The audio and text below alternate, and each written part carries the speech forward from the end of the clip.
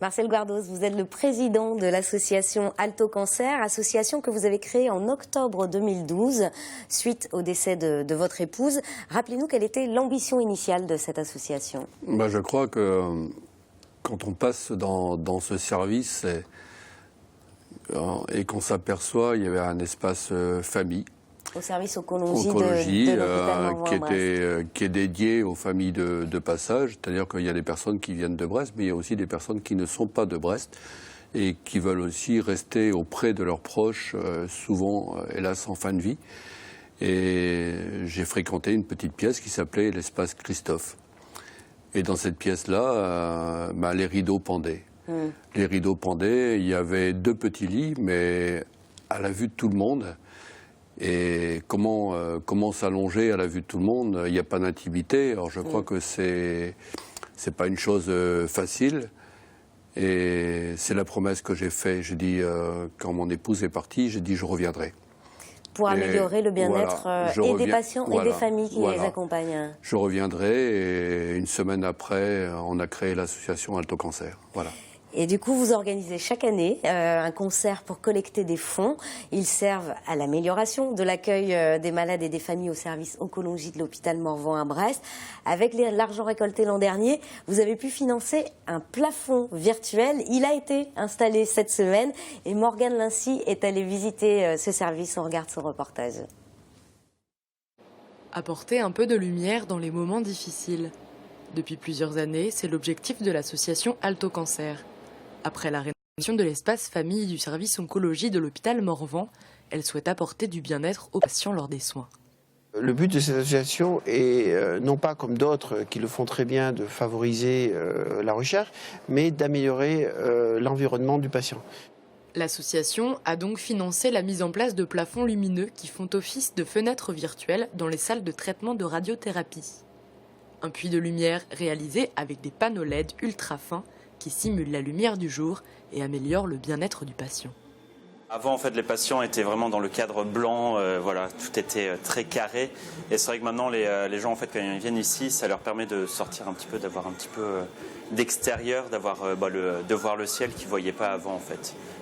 Une initiative vivement appréciée par le service.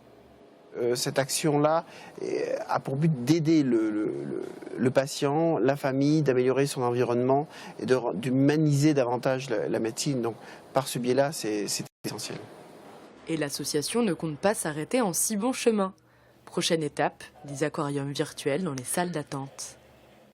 Alors Marcel, combien ont été investis entre l'espace famille et les plafonds virtuels pour améliorer le bien-être justement des patients et des familles? Je vais dire à peu près, parce que je n'ai pas les chiffres devant moi, mais c'est notre premier investissement, c'était de l'ordre de 8 000 €. La rénovation des sanitaires, 9 851 € exactement. Et le plafond virtuel dépasse 14 000 €. Finalement, vous les connaissez bien, les chiffres. Alors, vous organisez ce dimanche 13 mars un nouveau concert caritatif à Plougastel avec Gilles Serval, Les Petits Yeux ou les Marins d'Iroise. Je le disais, c'est complet. Ça veut dire que vous pouvez sereinement envisager les prochains investissements, comme par exemple ces aquariums virtuels dont parlait Morgane dans son reportage. Oui, je suis assez optimiste pour qu'on puisse commander l'aquarium virtuel cette année. Ça coûte combien? 14 000 € aussi. Ce n'est pas donné, mais il n'y a pas d'entretien non plus. Et on facilite un peu les choses, mais non. Et je crois que d'après les études qui ont été faites, c'est 40% de stress en moins, 50% d'anxiété en moins. Or, je crois que ça a un coût, mais il faut l'assumer. Et nous, je crois qu'on est à l'écoute du professeur Pradier. Oui, parce que les personnels aussi apprécient. Voilà, je crois qu'on ne va pas faire des choses pour faire des choses.